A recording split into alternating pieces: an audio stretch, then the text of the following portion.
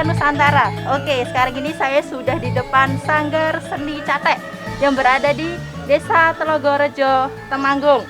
Ada apa aja sih di Sanggar Seni Catek? Tentunya pasti ada berbagai kesenian di dalamnya. Untuk lebih jelasnya, kita masuk, kita jalan-jalan, dan kita melihat berbagai kesenian yang ada di Sanggar Seni Catek. Dan nanti kita akan sedikit ngobrol dengan narasumber. Oke, mari, let's go!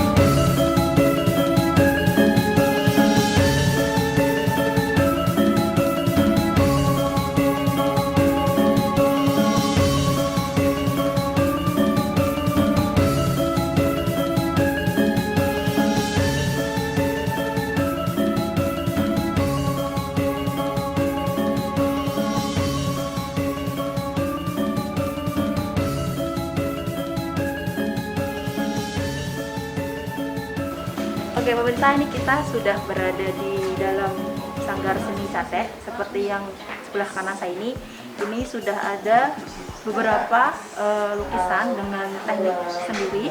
Nanti kita akan lanjut jalan-jalan, kita akan melihat. Mari.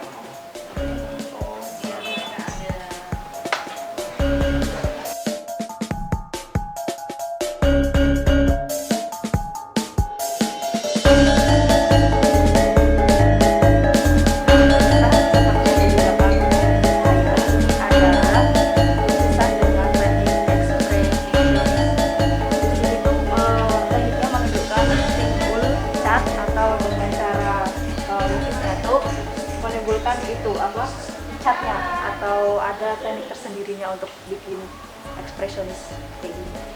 Nanti kita akan lihat lagi, kita akan jalan-jalan dan kita akan berbagi lihat teknik yang ada di Sanggar. Masuk nggak audionya?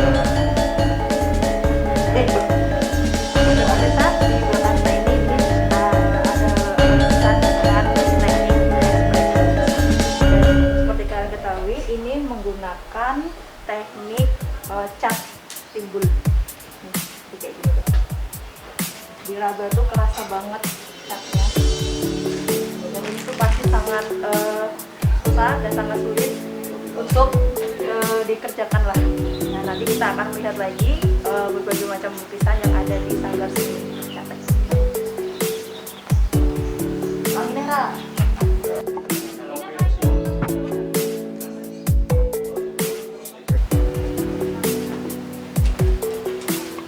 Nah, pemirsa, ini yang menarik perhatian saya. Ini adalah foto dari Bapak Yusuf, dan ini menggunakan teknik moilis.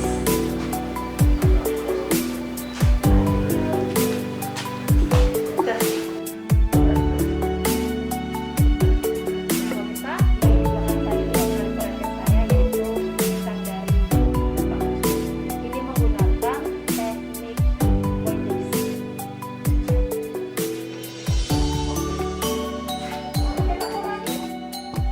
Oke pemirsa, ini sekarang saya sudah bersama dengan ketua dan pendiri dari Sanggar Seni Catek. Siang Bapak. Siang juga ya. Pak, namanya siapa? Saya Oo Saputro. Di Sanggar Seni Catek sebagai apa? Kebetulan ketua ya. Pak, bisa tanya sedikit nih Pak. Awal mulanya berdiri Sanggar Seni Catek itu kapan dan gimana Pak? Ya.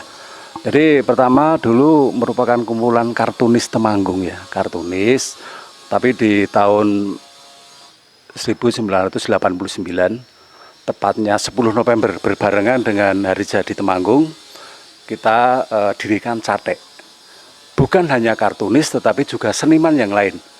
Seni rupa, seni patung, ada topeng dan lain-lain gitu. Lalu anggota, uniknya di Sanggar Catek ini anggotanya dari seluruh profesi. Ada tukang batu, tukang kayu, ada PNS, ada kuliner, lalu ada dulu tukang bakso ada, tapi sekarang udah nggak aktif. Jadi Sanggar Catek ini sudah 30 tahun. Sementara ini di Temanggung kelihatannya sudah nggak ada. Dulu ada beberapa sanggar seni tapi sudah mati suri mungkin. Sedangkan kita yang di Catek, kita selalu bangkit dan bangkit sampai sekarang ini. Gitu. Terus untuk apa itu Pak? Prestasinya sendiri yang sudah diraih Sanggar Seni Catek itu apa Pak? Yeah. Kalau prestasi yang namanya pelukis itu kan perorangan ya. Itu ada beberapa pelukis kita, Mbak Lucia Hartini ini sudah pelukis internasional, itu sekarang di Jogja. Lalu ada beberapa lagi dari teman-teman kita juga pernah menjuari beberapa event nasional maupun internasional. Jadi memang kita itu dari dulu itu sering mengikuti pameran juga. Tidak hanya kita di Temanggung, tetapi kita juga mengikuti pameran di seluruh Jawa lah. Kita sudah ikut pameran ke sana nih. Untuk ini Pak, tanya soal jual beli nih Pak. Ya. Yang ada di Sanggar Seni Catek sendiri itu dijual belikan, terus sistemnya pre-order atau bagaimana? Ya, jadi biasanya kita setiap tahun rutin kita mengadakan pameran di Pendopo Pengayoman. Pameran-pameran kita sudah mulai tahun 89. Dulu ada yang namanya pameran pembangunan. Kita mulai di sana, lalu kita sudah beberapa kali mandiri. Kita ada di Pengayoman. Di sana ada transaksi jual beli. Banyak juga kemarin terakhir kita pelukis kita dari Temanggung yang terjual 20 juta. Ukurannya kecil, hanya 50 kali 70. Alhamdulillah. Dan juga yang ada lewat online, dari teman-teman juga mempunyai web sendiri, itu lewat Facebook juga. Jadi jual beli tidak hanya pas pameran, bisa langsung ke pelukisnya, bisa online ini. Jadi emang diperjualbelikan Pak ya dengan... Iya, kita juga ada sket langsung. Kalau kita pameran biasanya kita ada teman-teman yang ahli sket, di sana nyeket, lalu ada yang ngasih berapa lah. Itu hanya bentuk partisipasi aja gitu. Jadi pameran foto sket langsung dibikin Pak ya? Iya itu ya itu. Gitu Pak, mungkin ada pesan nih buat pemerintah supaya Sanggar Seni Catek bisa diperhatikan, bisa dikenal lagi oleh masyarakat? Ya, selama ini banyak sekali ya beberapa yang diberikan kepada kita fasilitas tentang pameran. Kita pameran di Gedung Pemuda pernah dulu tahun 80-an, 90-an. Lalu sekarang ini kita kebanyakan di Pendopo Pengayoman. Lalu beberapa juga memberikan partisipasi dari pemerintah kepada kita.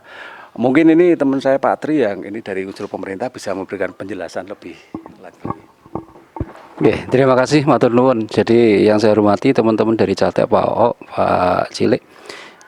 Kebetulan saya dari unsur pemerintah dalam hal ini juga sebagai pelaku seni juga dan anggota Catek juga.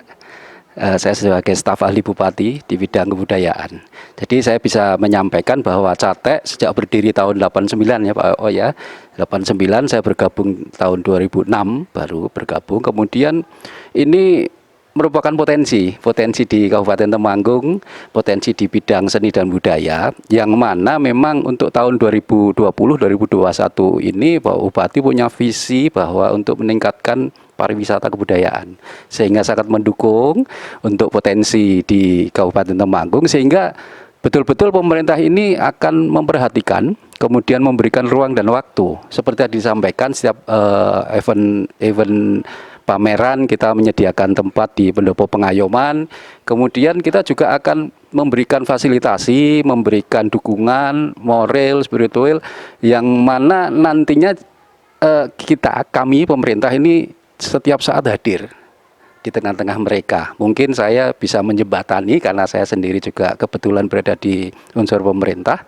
Kemudian tahun 2021 ini kami akan membangun gedung kesenian. Nah, ini gedung kesenian ini adalah untuk kebersamaan, tidak hanya para seniman perupa saja, tetapi seni pertunjukan, jaran kepang, kuda lumping, topeng ireng dan yang lain-lainnya. Di Temanggung banyak sekali potensi yang tentunya harapan ke depan kami dari unsur pemerintah akan tetap bersama-sama mendampingi, kemudian memberikan fasilitas apapun. Nah, Sanggar Catek yang sementara mungkin Pak O ini berada di rumah salah satu teman kita. Insya Allah nanti di 2021 ini kita akan memberikan pinjam pakai gitu ya, pinjam pakai sebuah tempat yang mungkin bisa untuk tempat Sanggar Catek ini. Bisa meningkatkan budaya, kemudian juga bisa memberikan sumbangsih pada Temanggung menuju Temanggung yang tentrem, marem dan gandem. Itu saja, Pak. Pak, sekali lagi Pak, pesan buat masyarakat nih Pak, buat ayo kesini lihat nih Sanggar Seni Catek apa Pak? Ya, jadi dalam rangka meningkatkan budaya, termasuk nanti pariwisata juga ini ya. Pariwisata juga, teman-teman Catek ini sudah eksis sejak lama. Kemudian kepada masyarakat, ayo siapapun masyarakat baik pelajar, ya, teman-teman yang lain yang punya potensi yang mungkin belum memahami bahwa di sini sudah ada Sanggar Seni Lukis Catek. Monggo silahkan untuk bisa bergabung atau mungkin bisa sharing atau mungkin bisa pameran bersama. Tentunya itu untuk meningkatkan khasanah budaya dan seni di Kabupaten Temanggung. Silahkan teman-teman dari masyarakat Kabupaten Temanggung. Di sini kami berada. Matur nuwun. Jadi anggota Catek ini kebanyakan ini adalah otodidak. Yang aktif sekarang ada 50-an ya. Ada beberapa yang akademisi, yang memang dari seni rupa. Tingkat pendidikan juga ya, SMP, ada SMP, SMA, mahasiswa yang S1 lulusan, S2, bahkan S3. Pak Mat ini doktor hukum dari UI. Ini dia itu seneng hukum dulu atau seniman, ternyata seniman memang. Mulai dari teater, sekarang lukis, baru dilanjutkan ke akademisi, dia lulusan dari hukum UI, jadi doktor. Kebanggaan kita di Catek ada S3-nya ini. Ini mengharapkan nanti seperti katakan Pak Tri, kita ajak nanti rekan-rekan dari seluruh masyarakat Temanggung lah nanti bisa bersama-sama kita bagi mereka yang ingin berekspresi, itu tempatnya. Jadi gini ada tadi saya kurang ya, Catek itu singkatan dari Cah Temanggung Kreatif. Awalnya Catek adalah kartunis Temanggung Club. Nah ini pendirinya. Mungkin ini bisa memberikan sedikit tentang Catek awal ini. Apa Pak Catek? Cah Temanggung Kreatif. Cah Temanggung Kreatif. Nanti kita tanya dengan bapaknya yang lebih tahu detailnya Pak ya. Iya. Monggo Pak. Cilik. Pak Cilik. Monggo Pak. Teman-teman semua Catek ya. Pokoknya semangat. Gitu. Catek nggak ada matinya. Itu, ya toh Mas. Catek itu awal-awal berdiri itu kita jualan kartu lebaran di pinggir toko tahun 87. Ya. Dulu karikatur Temanggung Club. Nah, kemudian seiring perjalanan waktu ngobrol dengan teman-teman, ada Mas Badrun, ada Budi Soro, ada Mas banyak Trimbil dan sebagainya. Kita ngobrol-ngobrol, terus kepingin mengadakan satu pameran yang sifatnya lebih luas. Maka dibentuk seni rupa. Artinya sudah ganti lagi. Catek itu artinya kreativitas anak muda Temanggung Club. Ya. Kemudian sering berjalan waktu karena sudah nggak muda lagi, berubah lagi. Jadi kreativitas anak Temanggung Club. Mudanya dihilangkan karena sudah mulai agak tua. Gitu. Sekarang biar sejajar, jadi kreativitas anak Temanggung. Nah, semua.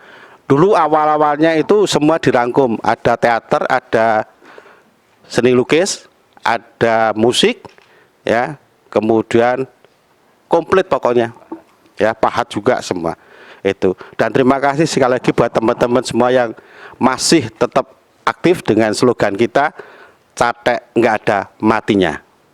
Tetap berkesenian sampai ompong-ompong tetap berkesenian. Itu. Begitu aja, Pak. Yang ompong jangan tersinggung. Nah, itu tadi pemirsa sangat seru sekali tadi penjelasan dari para bapak-bapak yang ada di sebelah saya ini. Catek artinya kreativitas anak. Oh ya. Karikatur Temanggung Club. Kemudian kreativitas anak muda Temanggung Club.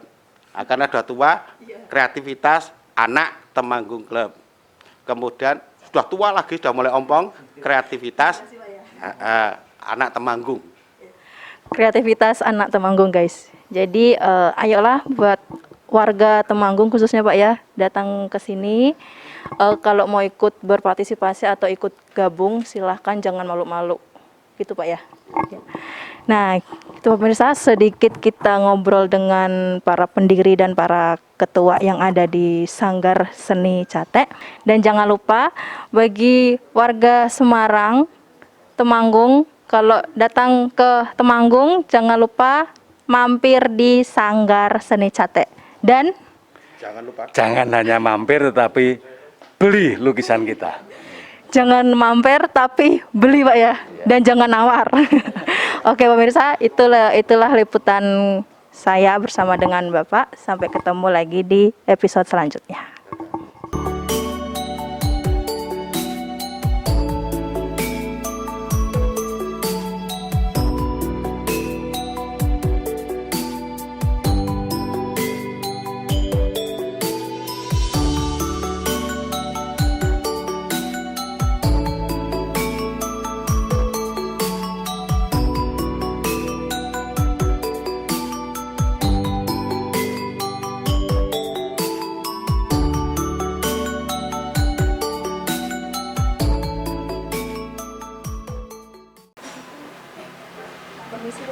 Iya,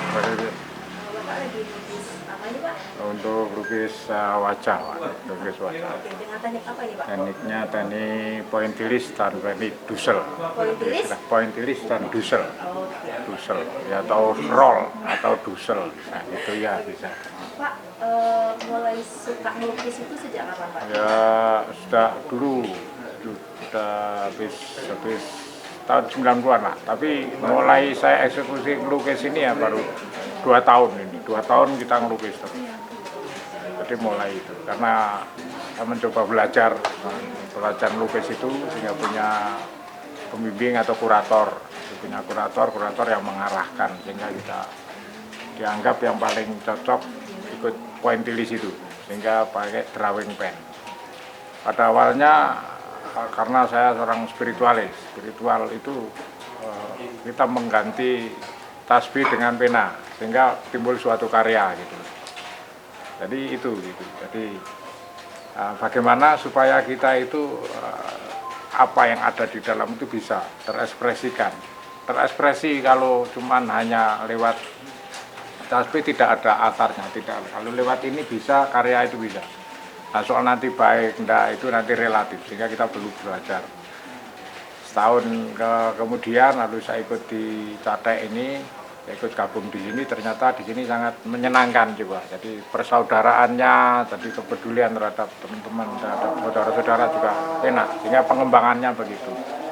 Alangkah indahnya kalau seniman itu mampu mengekspresikan 1, 2, outputnya ada, termasuk hasil karya tadi. Hasil karya mungkin dengan Mbak E, dengan mas-mas ini, dari lewat Safari bisa juga eksplornya akan lebih enak.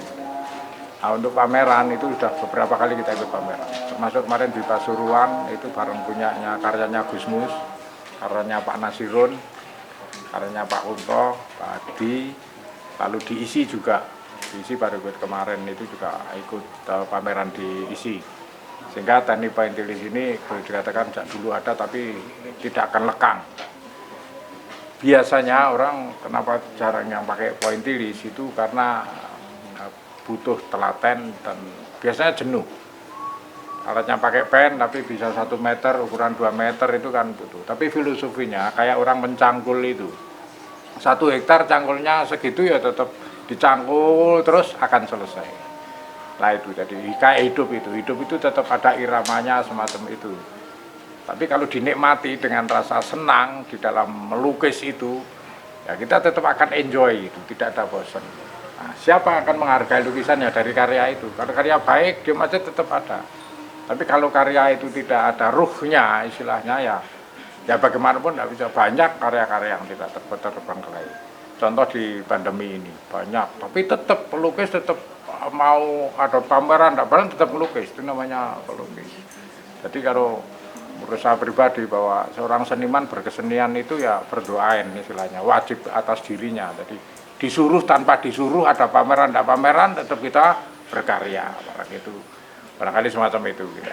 Iya. Oke Pak, terima kasih Pak. Tetap Ya. semangat ya Pak. Iya. Oh, nama Rahmat Rizal.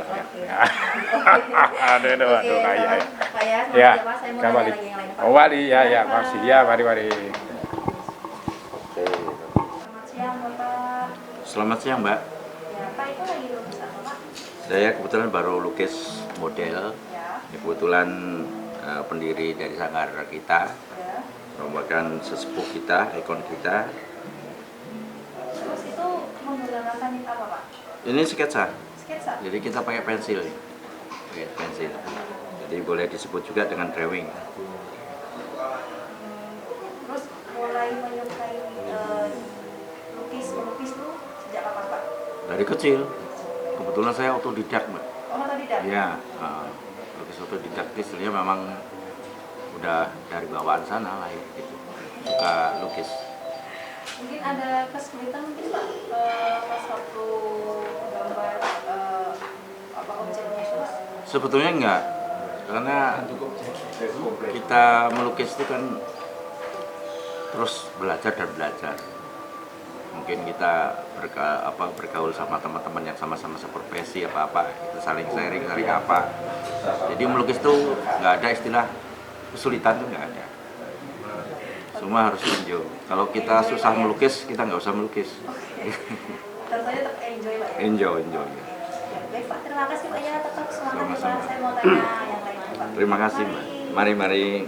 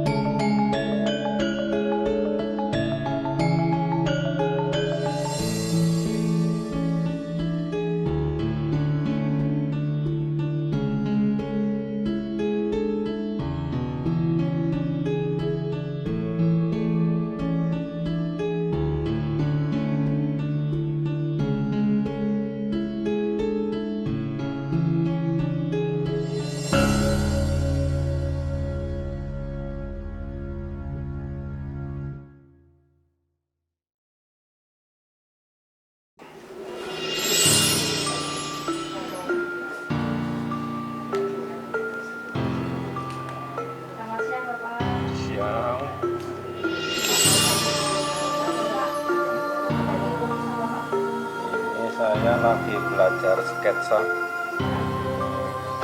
Ini kebetulan ini hasil lukisan saya. Ini yang ekspresionis ya. Jadi ekspresionis itu mengutamakan spontanitas untuk tarian, baik untuk tarian apa gerak. Jadi kita beda dengan realis ya. Jadi di sini kita yang utamakan untuk tarian realis itu spontan. Jadi kita juga untuk belajar sketch gini kita tidak pakai pensil, kita langsung pakai drawing pen dengan finishing spidol, bisa pakai pensil juga bisa. Intinya kita tidak boleh menghapus. Jadi sekali jadi kita ambil gambar langsung. Nah, di sini kita nanti akan punya kekuatan untuk proporsi, perspektif dan lain-lain, kita belajar di sini. Jadi untuk ekspresi memang diusahakan untuk jangan menghapus. Nah, spontanitas. Jadi makanya kita kalau bisa jangan nyediake pensil, setip, nah, dilarang. Jadi kita langsung pakai drawing pen, finishingnya ini kita pakai spidol gitu.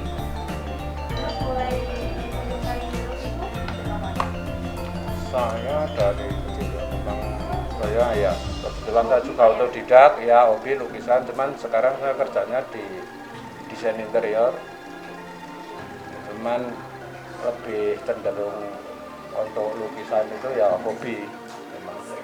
Jadi kadang kita sudah tak pikir untuk pasar karena kita lebih hobi, jadi ke hati lah, kita tidak melihat pasar lagi. Suka monggo, tidak suka ya apa-apa. Oke. Siap ya.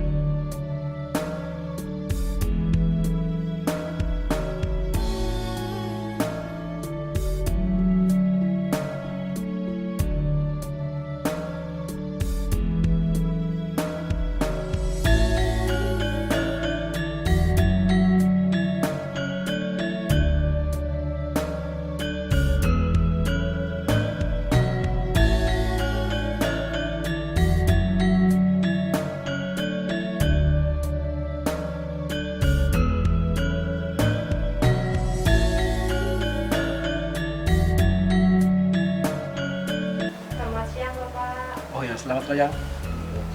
Bapak, itu kayaknya lagi nulis berkat ya Pak ya? Iya, wajah. Wajah ya? Iya. Oke. Menggunakan teknik apa Pak ya? Ini drawing.